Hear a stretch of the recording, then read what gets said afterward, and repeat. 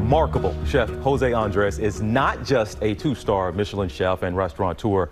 He is a humanitarian. Through his nonprofit World Central Kitchen, he's provided millions of meals to people in need, including frontline workers during the COVID-19 pandemic. He's now traveled to India and Gaza, where COVID-19 has taken a devastating toll. Nearly 30 million cases, over 300,000 deaths. Chef Andrés joins us now from D.C. Chef, you are just back yesterday from India, a week-long trip you took there. Look, we've been reporting on it, and we see the images. Can you put it into terms what you actually saw when you were there? Well, I was able to visit a few cities.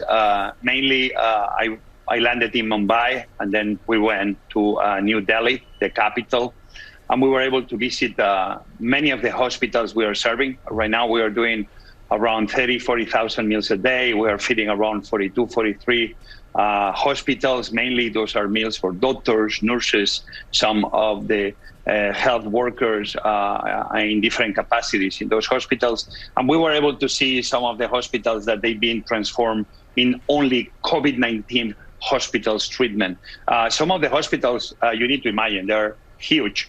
We're talking about Mumbai, almost 25 million people city, Calcutta, many million more. And those hospitals, we see that they are really run as cities. I was very impressed actually by the leadership of the different directors and deans, and especially of all the people that they've been working 24/7. Many of the nurses and doctors sleeping and living in the hospital. Oh. And as I left, the news was that slowly but surely the numbers were slightly start going down, but still India has a long battle ahead.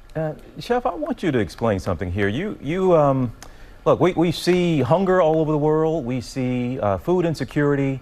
But you always talked about not just feeding people who are hungry, but you talk about using food to empower. Explain what you mean.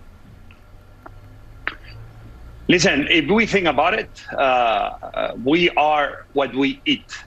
Food is, in essence, the most important energy we have on planet Earth. We always seem to talk about gas, but actually, let's face it, what moves humanity forward is what's the most important energy. So food is the way we can be moving our economy forward. Food is how we can be fighting climate change. Food is how we can be making sure that everybody is fed. Food is the way we can make sure that everybody is healthy. Food, at the end of the day, is at the heart of every single thing that we are. So we need to start giving food more importance, longer tables, no higher walls, and making sure that one plate of food at a time, actually, we can be empowering one community at a time where no children is hungry, especially in America, especially in the richest countries of the world. So after, we can be taking care of everybody else around planet Earth. Well, World Central Kitchen, you founded in 2010. You've kind of been a bit of a roving kitchen all over the world, if you will. You go where you're needed. Where are you going next? Well, we came back because we started operations a few weeks ago after the ceasefire in Gaza.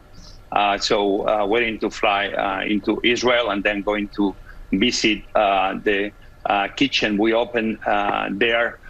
We are actually all these amazing women who are taking lead, and we are only just next to them, making sure that we are taking care of the need. Right now, World Central Kitchen, we've been answering, like the last volcano in St. Vincent, and still we are active in few communities in the United States, still in Colombia, in Guatemala, in Venezuela. So we are only doing a drop of water on the big ocean of the world, but we're trying to do our part to be there, especially in the emergencies like what happened, obviously, in Gaza or what happened in India. What would you encourage people here finally? I know you say just a drop of water in the big ocean of need all over the world, but other people want to be a drop, possibly a drop in the ocean as well. The more drops we get, the more of an impact we can have. If people want to help, maybe not even specifically your organization, they can if they want, but what would you recommend for folks who sit back and they watch the work you're doing, they want to find a way to help right now? What would you recommend?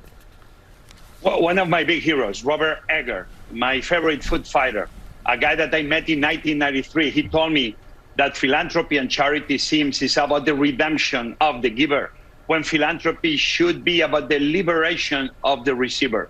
Let me tell everybody, if you are able to donate $1, if you are able to donate 1 hour of your time, whatever you can do, make sure that, sure, you should feel good, but make sure that you think how you invest that time or that money. Let's make sure that we are liberating the people that need our help. People don't want our pity. People only want our respect. Food is a very powerful way to build a better world, to show respect to the people being next to them, especially in the hardest moments. Chef, always an absolute pleasure and good to have you. I know you're that long trip, you're just getting back and you hopped on here with us, so I do appreciate it. And good luck with the work down the road, and we'll see you, all right? Thank you for having me. Well, hey there, GMA fans. Robin Roberts here. Thanks for checking out our YouTube channel. Lots of great stuff here. So go on, click the subscribe button right over here to get more of awesome videos and content from GMA every day, anytime. We thank you for watching, and we'll see you in the morning on GMA.